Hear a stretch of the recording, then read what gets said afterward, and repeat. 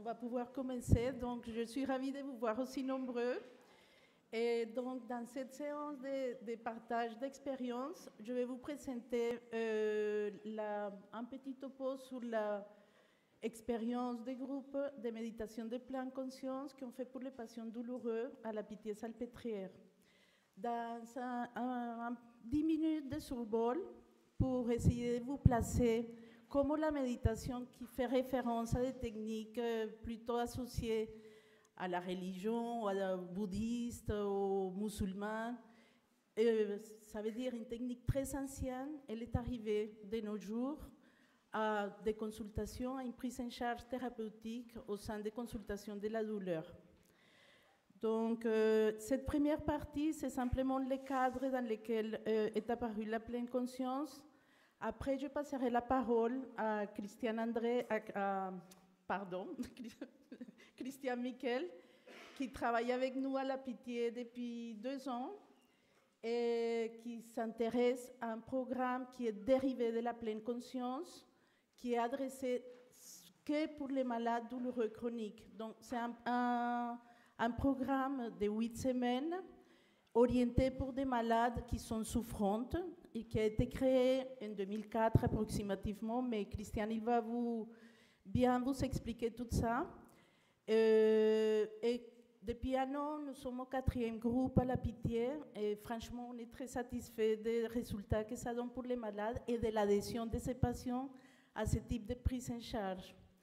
Donc, Christian, il va vous faire un énorme topo de la douleur dans l'histoire. Après, il va faire quelques petits extraits de méditation. Et à la fin, on va vous montrer un film les premiers groupes formels qu'on a fait, les témoignages de 3 des malades qui ont voulu témoigner. C'est très court, mais vous allez voir à la fin. Et on garde 15 minutes pour vos questions. Si vous avez des questions, s'il vous plaît, notez-la. Et à la fin, on aura un échange de 15 minutes. Voilà. Donc, je voulais faire honneur à Kabat-Zinn. C'est un médecin qu'en 1994, il était bouddhiste de formation, mais il était médecin. Et il a commencé à mettre la pratique des méditations au sein d'un hôpital à New York. Et au départ, c'était assez anecdotique. Au fur et à mesure, ça a pris une ampleur très importante. Et finalement, il a développé une sorte de technique assez structurée, des groupes de 8 séances pour ces malades qui étaient à l'origine que des cancéreux. Et au fur et à mesure, ça s'est étendu à différentes pathologies. Il est toujours vivant, mais ça a beaucoup évolué parce que ça a été ensuite passé dans différentes techniques de thérapie cognitive comportementale. Finalement, on s'intéresse à un processus de régulation de l'attention. Le but, c'est que les malades arrêtent ces ruminations, qu'ils arrêtent d'élaborer sur ses pensées et qu'ils rentrent dans un état de curiosité, d'ouverture, d'exploration, d'acceptation de l'instant présent et qu'ils puissent vivre d'une façon subjective et de façon transitoire ce qui est en train de vivre dans les moments qu'il fait la méditation. En gros, ça c'est l'état de méditation, l'état de pleine conscience, ça fait référence à ça, mais Christian, il va vous développer un peu plus comment on arrive à ça. On va dire que la pleine conscience, depuis les années 90, il y a eu des tentatives à droite à gauche, mais finalement, c'est vers les années 2000 qu'elle a été intégrée dans plusieurs thérapies cognitives comportementales. Et il y a eu une énorme quantité de programmes qui se sont développés. Je vais récupérer que 3. Celui de Kabat-Zinn qui est adressé pour les patients qui sont stressés. Après, il y a ces autres thérapies qui sont des thérapies cognitives comportementales plutôt dans les milieux psychiatriques pour l'anxiété et la dépression. Et là, au fur et à mesure, on évolue vers des prises en charge des pathologies beaucoup plus lourdes. Quand on fait référence à ces thérapies cognitives comportementales, il y a ces interventions partagent certaines prémices. On va utiliser des stratégies cognitives, on va essayer d'aller vers la façon d'être au monde, la motivation du patient et la relation avec les émotions et le comportement. De là, il peut y avoir un changement comportemental et ce qui est intéressant, on s'intéresse au moment ici et maintenant et sur des situations actuelles.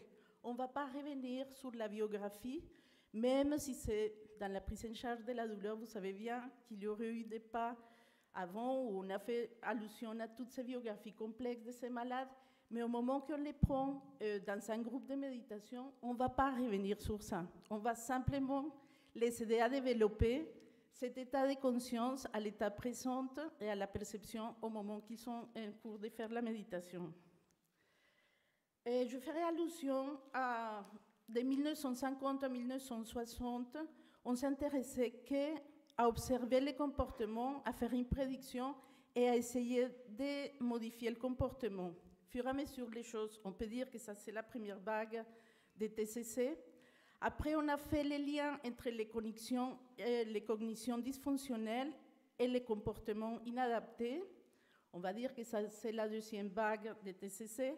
Et là, dans la troisième vague, apparue à partir de 2004, c'est qu'il s'oriente plutôt avec d'essayer de composer avec les expériences internes problématiques du patient et comment se relationner avec ce problème en ayant un autre angle de vue et à long cours, ça permet une modification du comportement. Donc, je dirais que la pleine conscience, elle va se placer là. Et elle va se baser sur la focalisation de l'attention, une attitude d'ouverture et curiosité, une acceptation de l'expérience et surtout, on n'est pas en train de juger qu'est-ce qui est en train de se passer. On a l'attitude, en tant que pratiquant, une sorte d'observateur qui voit son cerveau comme il fonctionne. Il voit dérouler les pensées, il voit dérouler les sentiments, il voit dérouler les émotions, mais il ne juge pas. Il les laisse passer et l'entraînement, c'est un peu dirigé vers ça. C'est que les patients ils puissent voir défiler tout le mental qu'il est en train de dérouler, mais qu'il ne s'arrête pas là. Simplement, il continue à être focalisé sur ces différentes perceptions. On arrive comme ça à des élargissements des répertoires comportementaux, à l'augmentation de la flexibilité mentale, et les patients, ils développent de nouvelles compétences et arrivent à faire d'une façon différente à faire face à la situation actuelle. On s'appuie beaucoup sur la respiration. Souvent, c'est le point qu'on peut dire d'ancrage. Quand on est malade, il est perturbé à cause d'une pensée, d'une sensation douloureuse. On essaie de créer les mécanismes, quand il arrive ce type de pensée, qu'il puisse se recentrer sur sa respiration. Et quelque chose qu'on répète tout le temps au cours de la formation, c'est voyez les pensées comme si c'était les propres du cerveau. Le cerveau, il est fait pour faire des pensées. Mais vous êtes en position de simplement les regarder, les laisser passer. Et vous n'allez pas prendre vos pensées par la réalité, vous les laissez passer. Elles vont défiler, elles passent dans les moments et vous n'êtes pas bloqué ni à faire des ruminations et vous ne considérez pas vos pensées comme la réalité. Finalement, on se rend compte que les malades, à travers de ces différentes attitudes, ils vont trouver des développements et des positionnements qui vont arriver à développer les aspirations profondes de l'individu. L'autre but qu'on observe, c'est que les patients, ils développent une certaine flexibilité psychologique, où ils sont d'abord figés sur des comportements, j'ai mal, je ne me sortirai pas. Ils arrivent à trouver d'autres points de vue, d'autres angles, et arriver à se positionner autre que d'être souffrant. Ça, c'est quelque chose qu'on voit, et les malades, ils témoignent tout au long de la formation de l'intérêt de cette pratique qui les amène à ce type de comportement. L'autre chose que, à première vue, choque un peu, c'est que ce type de thérapie faut intégrer l'acceptation. Il faut accepter la situation actuelle. Vous pratiquant dans des unités de douleur, une des choses qu'on perçoit souvent, c'est la difficulté qu'a les malades à accepter la situation. Ils passent son temps à lutter contre cette douleur et à ne pas la voir. Ce n'est pas possible, il faut qu'elle disparaisse. Donc il met toute sa concentration mentale et toute son énergie à essayer de lutter contre une situation qui est là. Donc, dans la pleine conscience, on les incite à accepter qu'elle est là, à se décentrer de cette sensation désagréable contre laquelle ils luttent, et plutôt d'expérimenter et d'ouvrir vers autre type de perceptions et de comportements. Bon, je ne vais pas citer parce qu'actuellement, il y a une énorme quantité de publications concernant la pleine conscience et la douleur chronique. Évidemment, la qualité de ces publications sont variables. Il y a très peu de groupes qui sont avec des groupes contrôle, avec des schémas de recherche qui sont valides.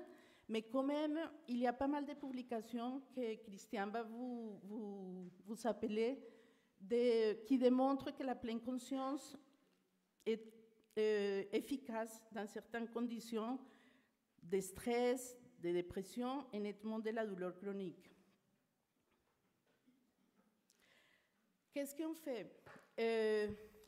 On va dire que le patient va développer une sorte de conscience métacognitive. Il va décentrer ses pensées, ses émotions, et il va réaliser que tous ces événements mentaux sont transitoires et on va les amener à se désidentifier, de croire qu'il s'agit d'un reflet exact de la réalité. On fait une diminution des pensées répétitives. On fait accepter l'expérience, on améliore la gestion de soi, on modifie le fonctionnement de la mémoire et en plus, on a une réponse de relaxation, une diminution de la consommation d'oxygène, de la tension artérielle, fréquence cardiaque, fréquence respiratoire et niveau de cortisol. Donc, je pense que la pleine conscience a une place dans l'arsenal thérapeutique de la prise en charge des patients douloureux chroniques.